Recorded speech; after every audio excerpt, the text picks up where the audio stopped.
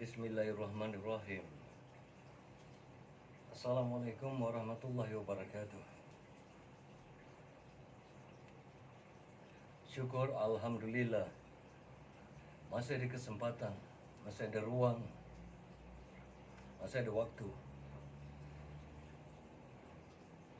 Sementara Allah izinkan.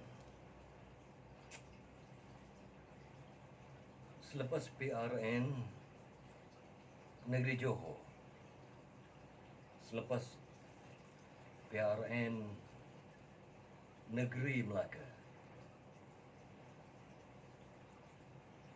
aku tak nak ulas banyak. Kalau boleh, aku rasa tak perlu ulas. Orang Melayu dah buat pilihan. Dan kita tengok jelah nanti apa kesan di atas pilihan yang dah orang Melayu buat. Aku bercakap dari hal orang Melayu. Aku tak sentuh lain dari Melayu. Aku tak sentuh.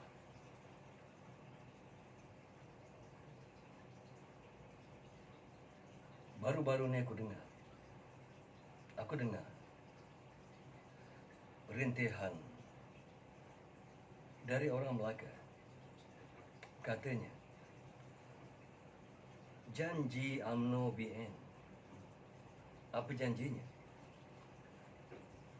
100 hari pemerintahan jika UMNO menang.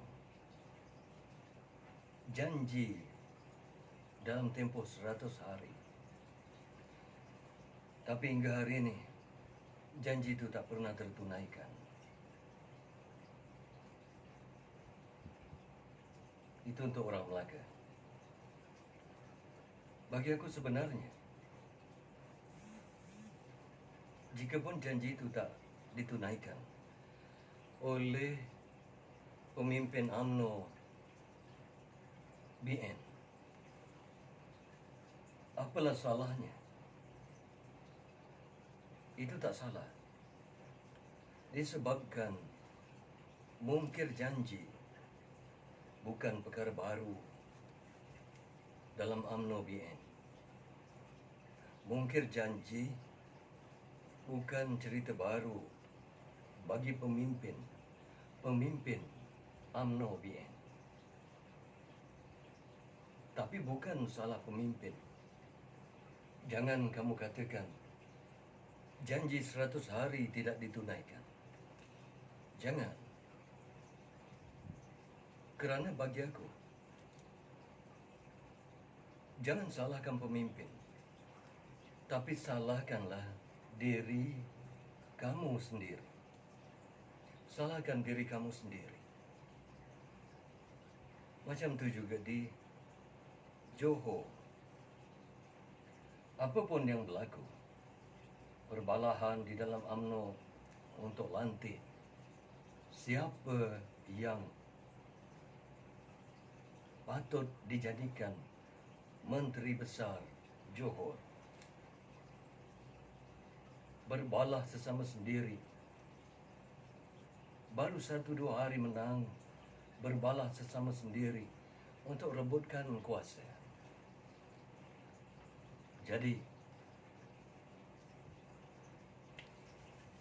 jangan salahkan pemimpin. Itu mungkir janji, rebutkan kuasa. Itu budaya. Itu adat. Itu cara. Itu tradisi UMNO BN. Jadi jangan salahkan pemimpin. Salahkan tangan yang memangkah. Salahkan tangan yang memilih. Salahkan diri yang memilih. Jadi kalau bagi aku dapat panggilan telefon, aku dapat WhatsApp yang merungut tentang UMNO dan BN. Sedangkan bagi mereka, mereka beri sokongan penuh. Bagi aku kenapa? Kenapa merungut? Kenapa? Kamu yang memilih Tuhan yang salah, maka kamu lalungilah jalan agama yang salah, jalan hidup yang salah. Pilihlah. Kerana setiap orang akan menuai apa yang ditanam. Kamu yang menanam, kamulah yang menuai apa yang kamu tanam. Kamulah yang makan hasil yang kamu tanam. Jangan salahkan pemimpin. Kesultanan Melayu Melaka yang begitu besar, lebur di bawah injak kaki-kaki kalian sendiri. Kesultanan Melayu Melaka lebur kerana sikap Melayu sendiri. Perebutan kuasa, tamak, aloba, pecah amanah, rompak, samun, berlaku zalim, melaksanakan undang-undang sesuka hati. Itu sejarah yang ada dalam Kesultanan Melayu Melaka yang sepatutnya orang Melayu ambil jadi iktibar. Baiklah, pedulilah. Bagi aku itu bukan urusan aku. Kerana aku tak pernah pilih. UMNO BN tak pernah ada di dalam hati, di dalam minda, dalam jiwa, dalam roh aku. Tak pernah. Sejak kecil hingga sekarang, UMNO tak pernah hidup dalam diri aku. Tak pernah. Kerana dalam jiwaku, dalam hati aku, adalah tempat yang khusus, lagi khusus, untuk orang yang aku khususkan.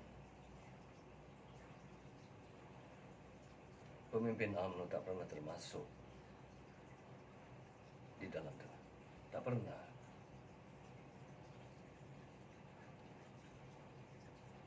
Baiklah, aku ceritakan. Dari hal Puteri Gunung Ledang dan Sultan Mahmud. Biar aku ceritakan. Tapi versi cerita ni mungkin berlainan dari versi yang kalian pernah dengar dan kalian faham. Aku ambil ringkasnya.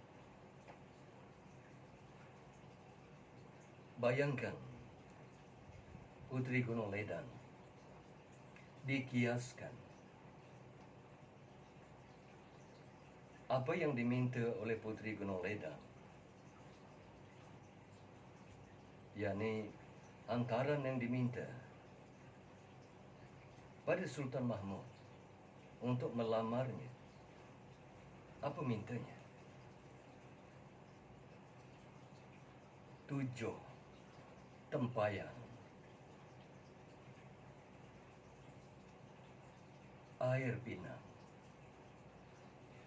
7 tempayan air mata anak gadis.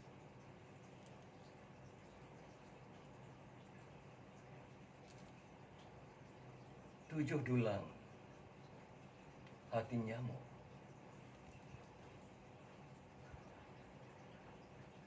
Jembatan emas dan perak dari Istana Melaka ke puncak Gunung Ledang. Semua itu disanggupi oleh Sultan Mahmud. Kerana apa? Kerana Melaka, Kesultanan Melayu Melaka. Kerana orang Melayu memang ada semua itu. Itu tidak mustahil bagi Sultan Melaka. Dan di dalam kehidupan Melayu, perkara itu tak mustahil. Kerana bagi Sultan Melaka, 7 dulang hati nyamuk itu, jika dikumpulkan semua hati orang-orang Melayu dari dulu, dari zaman Kesultanan Melayu Melaka sehingga sekarang, jika dikumpulkan semua hati pada setiap hati orang Melayu, memang hati orang Melayu itu sekecil hati nyamuk. Kerana itu, beliau setuju. Kerana untuk dapatkan hati sekecil hati nyamuk itu, Puteri Gunung Ledang pun tak dapat bezakan sama ada itu hati nyamuk atau hati bangsa Melayu. Kerana bangsa Melayu, hatinya kecil, hatinya lebih halus dari hati nyamuk. Kecil hingga sekarang. Kemudian, 7 tempayan air mata darah. 7 tempayan air pinang. Itu pun tak jadi keberatan. Itu pun tidak jadi keberatan pada Sultan Mahmud, pada Sultan Melaka ketika itu. Kenapa? Kerana orang Melayu,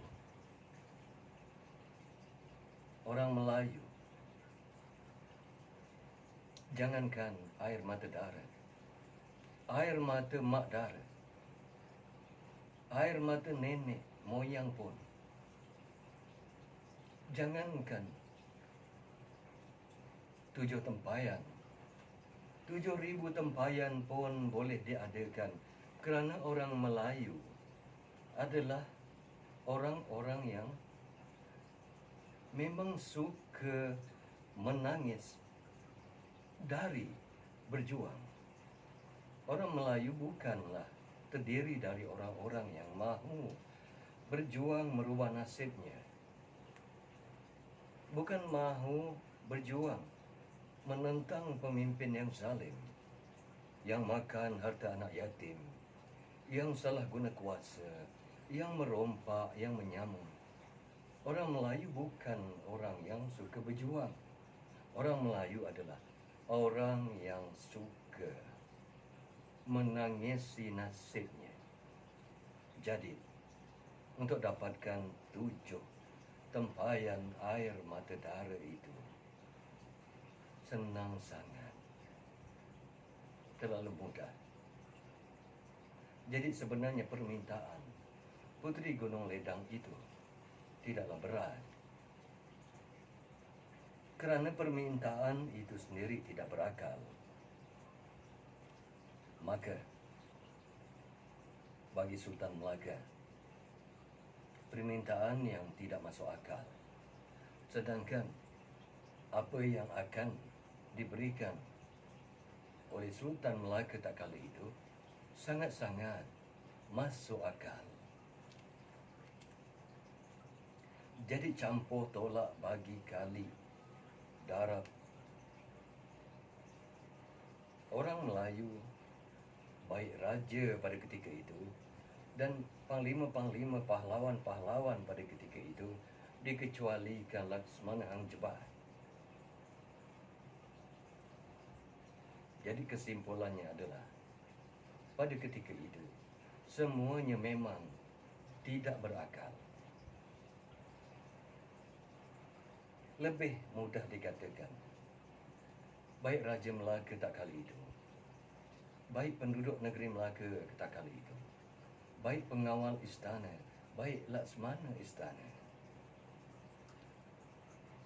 Mudahnya mereka itu sewel pada fikirannya. Bukan cetek pada akal, tapi sewel. Kemudian 7 tempayan air pinang. Itu paling mudah.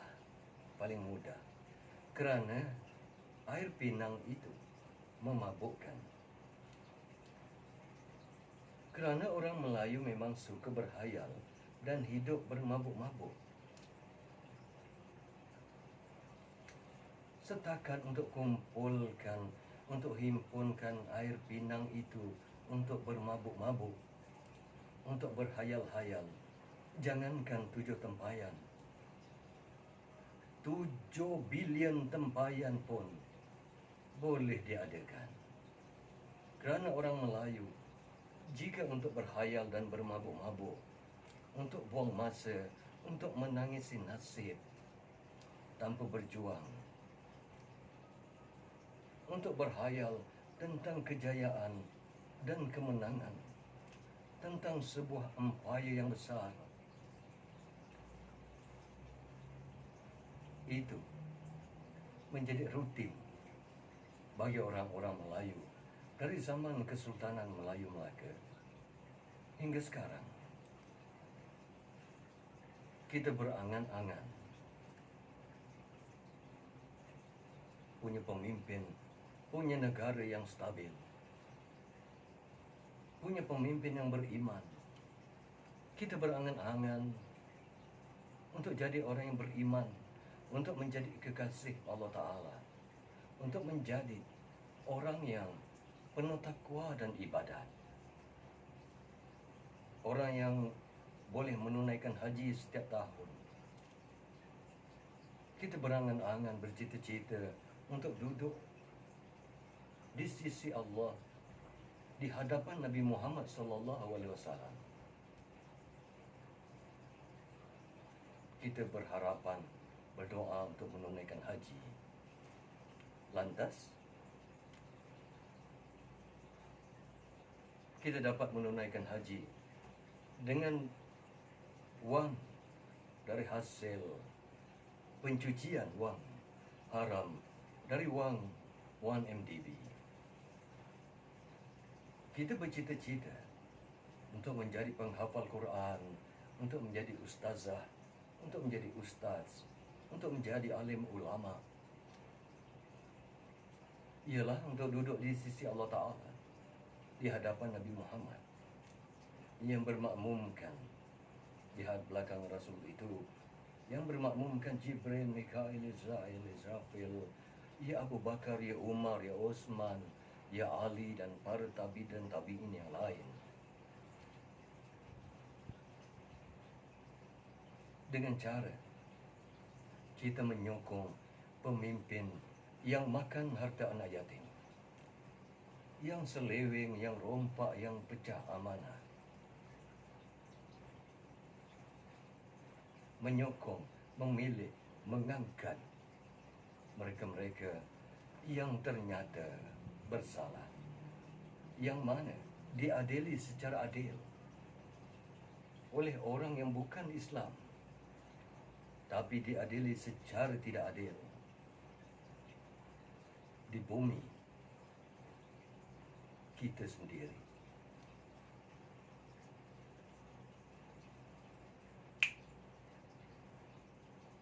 Sebenarnya bangsa Melayu adalah pejuang-pejuang yang berani. Sebenarnya orang Melayu adalah terdiri dari orang-orang yang memiliki ilmu yang tinggi, adalah pejuang yang berani, adalah penentang-penentang yang berani. Kerana itu, sehingga hari ini orang Melayu menentang apa yang sudah dinyatakan dalam Quran, yang sudah dihadiskan oleh Nabi dari hal makan harta anak yatim. Orang Melayu berjuang menentang hadis, berjuang menentang ayat-ayat suci Al-Quran. Dan orang Melayu adalah orang-orang yang berani kerana tidak takut dengan janji-janji yang sudah Allah tetapkan, sama ada di hari mati, di barzakh, atau di mahsyar, ataupun di jahanam. Kerana orang Melayu adalah orang-orang yang dididik menjadi orang-orang yang sangat berani. Kerana itu, orang Melayu adalah pejuang yang hebat, mempertahankan mereka-mereka yang zalim, yang merompak, yang menyamun, yang makan harta anak yatim, yang seleweng, pecah amanah, yang rasuah. Dia teruskan perjuangan kamu sehingga nafas terakhir kamu. Teruskan. Sementara kamu ada nafas, teruskan. Teruskan. Janganlah kamu risau tentang akhirat. Janganlah kamu risau tentang azab-azab Allah itu. Kerana kamu diajarkan bahawa pintu taubat sentiasa terbuka. Kamu diajarkan tentang Allah itu Maha Pengasih lagi Maha Penyayang. Sokonglah LGBT. Kerana itu hak asasi manusia. Sokonglah. Pedulikan dengan larangan-larangan Allah. Pedulikan dengan apa yang dibeberkan oleh kitab-kitab, oleh Al-Quran. Itu semua kitab lama. Itu semua kitab lama. Itu semua cerita-cerita yang entahkan benar, entahkan tidak. Jika kamu yakin itu benar, masakan kamu ingkar. Jadi, get lost dengan semua itu. Kamu mesti terus sokong pemimpin kamu yang pecah amanah, yang rasuah, yang merompak, yang menyamun. Kamu mesti terus sokong. Kekalkan. Jangan berganjak, seinci pun jangan. Teruskan. Bagi aku sebenarnya, kamu mesti buktikan kamu orang Melayu. Kamu mesti buktikan akan bahawa orang Melayu adalah Pak Kado, adalah Pak Pandir, adalah Lebay Malang, adalah Mamat, orang Kuntut. Kamu mesti buktikan orang Melayu adalah Luncai. Kamu mesti buktikan. Jangan mengeluh. Jangan kamu mengeluh. Baiklah. Aku rasa dah tersasar. Apa lagi? Kembali kepada permintaan Puteri Gunung Ledang. Apa lagi? Tentang jembatan emas dan perak. Daripada mana? Daripada Istana Melaka ke Gunung Ledang. Pergi jembatan emas, balik jembatan perak. Permintaan Puteri Gunung Ledang itu dipersetujui oleh Sultan, oleh Raja, oleh Sultan Melaka pada ketika itu. Kerana Sultan tahu kita adalah sebuah negara yang kaya, yang penuh dengan hasil bumi. Negeri Melaka, Tanah Melayu tak kala itu. Kesultanan Melayu Melaka tak kala itu. Penuh dengan emas. Kayanya kerana emas. Rayanya penuh dengan perak. Kerana itu dikatakan kaya raya. Namun kekayaan itu, Raja Melaka tak kala itu dan pembesar-pembesar Melaka tak kala itu adalah orang-orang yang sebenarnya berbudi dan berbahasa, penuh janji kepada rakyat jelata yang miskin lagi papa dan kedana. Tapi sayangnya, raja-raja, baik Laksmana, baik pembesar Melaka tak kala itu, mereka tidak ikhlas di dalam membantu rakyat negeri Melaka, masyarakat negeri Melaka ketika itu. Dan ketidakikhlasan itu diwarisi hingga sekarang. Jika kita sedar, jika kamu sedar, setiap pemberian, contohnya di waktu banjir, setiap bencana yang berlaku ataupun apapun yang berlaku di tanah air, para pemimpin akan datang, para penguasa akan datang sebagaimana kerajaan Melayu Melaka dahulu. Apa yang diberinya adalah sumbangan.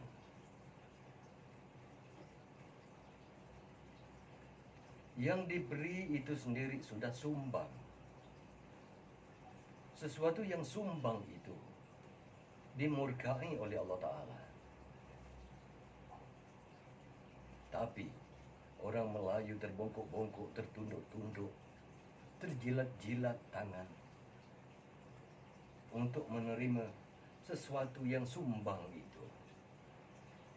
Kerana itu, Kesultanan Melayu Melaka dahulu adalah sebuah Kesultanan Melayu Melaka yang memang sumbang. Dan diwarisi kesumbangan itu hingga sekarang.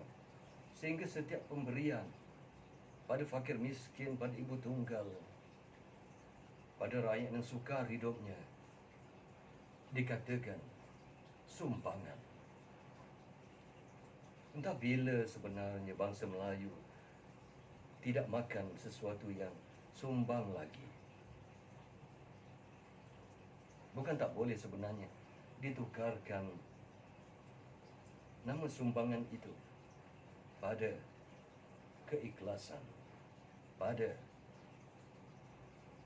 nama-nama yang lebih baik. Baiklah, sambung tentang Jabatan Emas dan Perak. Bumi kaya, hasilnya penuh dengan hasil bumi. Tapi untuk buat jembatan daripada Istana Melaka ke puncak Gunung Ledang, Jambatan Emas, dan baliknya Jambatan Perak, bagi Sultan tak kala itu tidak berat. Itu mudah. Itu mudah. Kerana jika kita memikirkan bahawa mustahil membina Jambatan Emas dan Perak dari Istana Melaka ke puncak Gunung Ledang, itu mustahil. Sebenarnya, jika itu difikirkan oleh rakyat Melaka tak kala itu, menunjukkan rakyat Melaka tak cukup bijak, tak cukup genius, tak cukup. Kerana tak kala itu, apa yang dilihat oleh pembesar-pembesar Melaka yang menasihati Sultan Melaka tak kala itu, apa yang dilihatnya? Bahawa pembinaan itu akan difranchisekan. Kontrak itu akan diberikan pada syarikat yang lebih besar, pada wilayah-wilayah yang lebih besar, pada kerajaan yang lebih besar. Contohnya, akan diberikan kepada negara China, akan diberikan kepada negara-negara barat untuk membina jembatan itu.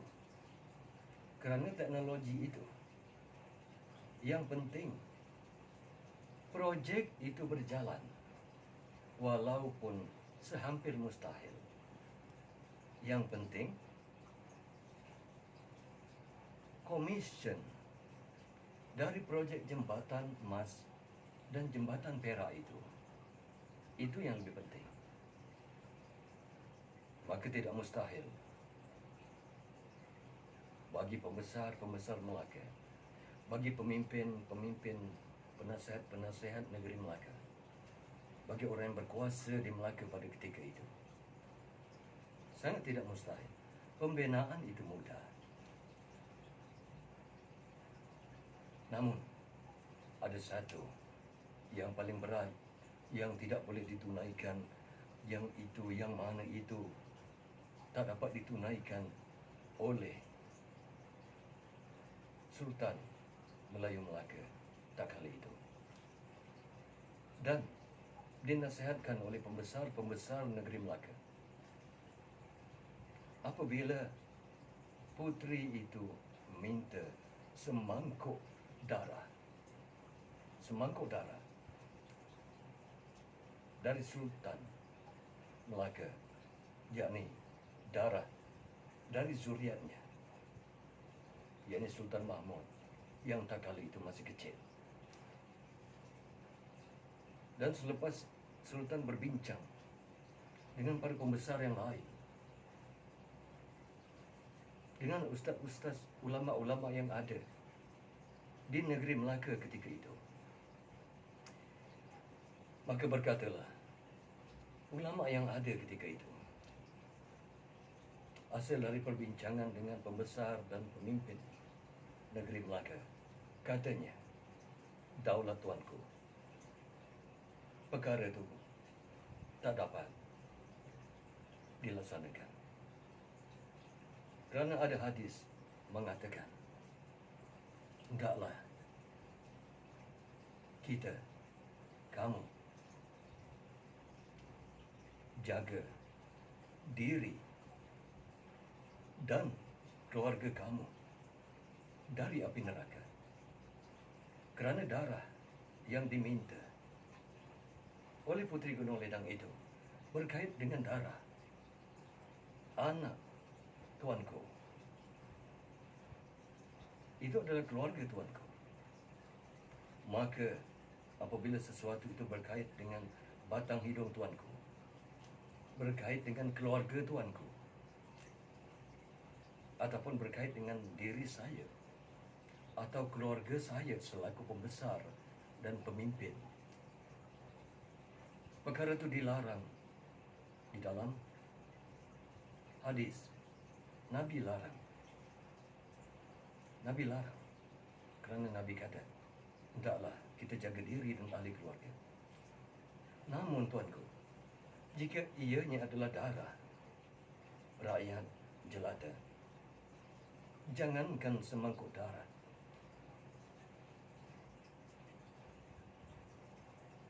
air mata bercampur keringat, bercampur darah, asalkan ianya dari rakyat sendiri, sanggup kita adakan. Jangankan semangkuk, seluruh negara dari timur ke barat akan kita perah dan kita peras untuk dapatkan air mata darah bercampur keringat, supaya bumi yang dipijak ini bukan lagi milik mereka, tapi menjadi milik kita. Jadi begitulah, aku sudahi cerita itu. Itu sejarah. Orang Melayu tak berminat dengan cerita sejarah. Sebelum aku tutup, aku cuma nak ingatkan, semua perkara-perkara itu diwariskan kepada para pemimpin yang ada sekarang. Kerana itu, lautan, tempat, nelayan kecil cari makan, pasir pantai yang kamu pijak,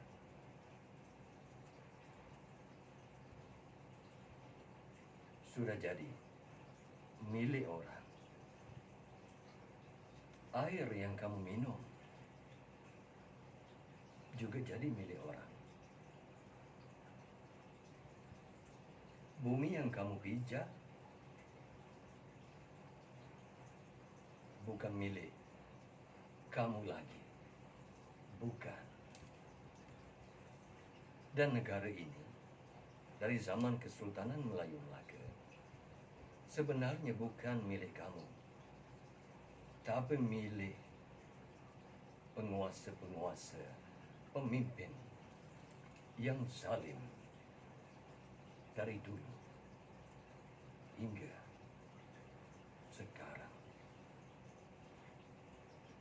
Dan pada rakyat semua, anak yang kamu lahirkan, anak perempuan kamu, bukanlah putri Gunung Ledang. Bukan.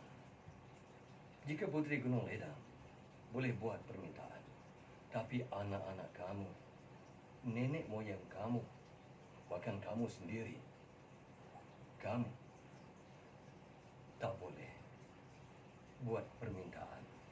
Kerana ini bukan bumi kamu. Kerana pemimpin yang kamu pilih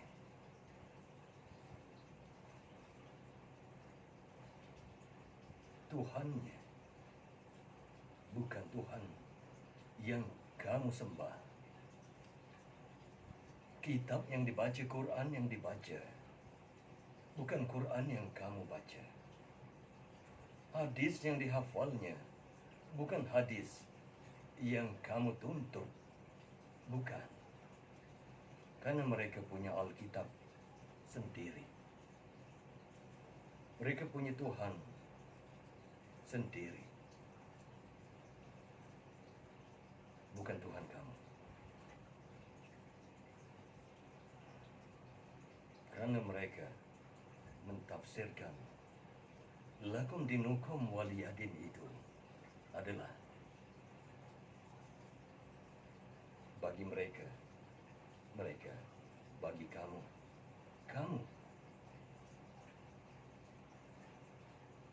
kamu tak bertempat di hati mereka.